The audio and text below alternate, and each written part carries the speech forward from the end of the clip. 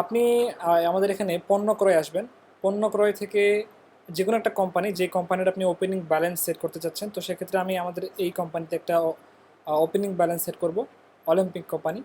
কারণ এই কোম্পানিতে আমার ইতিমধ্যে কোনো লেনদেন হয়নি।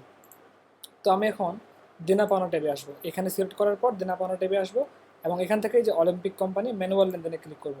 ক্লিক করার পরে এটা চালু হবে, এখান থেকে লেনদেন যোগ করুনে ক্লিক করব এবং এখানে ধরে নিলাম আমি কোম্পানির কাছে 20,000 টাকা পাবো, লিখে দিলাম এবং এখানে আমি শর্টকাটে লিখে দিলাম পাবো।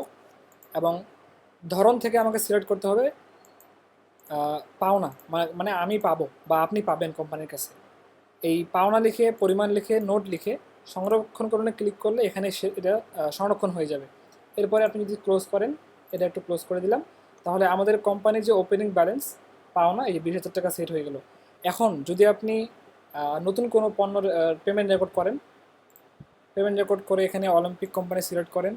এখানে যদি আমি এখন কোম্পানিকে 10,000 টাকার অনলাইন করলাম পণ্য প্রোডাক্ট অর্ডারের জন্য, এখান থেকে আমি অলিম্পিক কোম্পানির একটা প্রোডাক্ট সিলেক্ট করলাম। তো এইটা এখন আমি এখানে, আচ্ছা এখানে আমি একটু দেখাই, যদি 15 বা এখান থেকে যদি আমি একটু 20 দিই অথবা 25 দিই অথবা 30 দিই অথবা 32, 34, 33। আচ্ছা, তো আমি অলিম্পিক কোম্পানি 10,000 টাকা কোম্পানিকে আমি পাঠাইছি বা পেমেন্ট করছি। এখন আমি এই লাচ্চা সেমাই কোম্পানির কাছে 33 কার্টুন অর্ডার করছি। এক্ষেত্রে আমাদের অগ্রিম পেমেন্ট করছি 10,000 টাকা, যেটা আমরা এখানে তুললাম।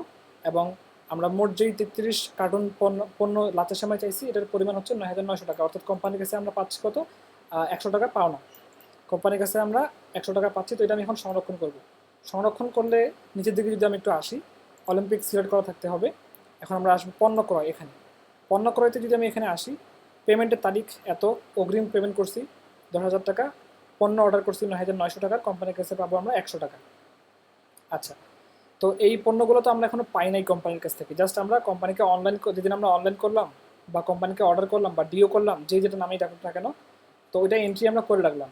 এখন এগুলো কিন্তু স্টকে যোগ হয়ে যায় নাই। ওই যে পণ্যটা 33 কার্টুন, সেটা কিন্তু স্টকে যোগ হয়ে যায় নাই। তো এখানে আপনার ওপেনিং, তাহলে আপনার মোট ব্যালেন্স করে দেখাচ্ছে পাওনা। কোম্পানির কাছে এখন মোট পাচ্ছেন, অলিম্পিক কোম্পানির কাছে মোট পাচ্ছেন 30,000 টাকা। কারণ 10,000 টাকা আপনি কোম্পানিকে পেমেন্ট করছেন, যে টাকাটা এখনও কোম্পানির কাছেই আছে। এবং আপনি যে ওপেনিং ব্যালেন্স সেট করেছিলেন 20,000 টাকা, সেটাও কিন্তু কোম্পানির কাছেই আছে। দুটাই আপনি কোম্পানির কাছে পান। যখন আপনি এই পণ্যটা আপনি পাবেন, কোম্পানি আপনাকে পাঠাবে লাচ্চা সেমাইটা।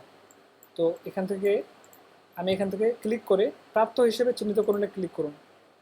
এখানে মনে করলাম যে আচ্ছা, প্রাপ্তির তারিখ, আপনি 26 তারিখে অনলাইন করছেন, তো ধরে নিলাম আজকে 27 তারিখ, 27 তারিখে আপনি এই লাচ্চা সেমাই যেটা অর্ডার করছিলেন সেটা পাইছেন।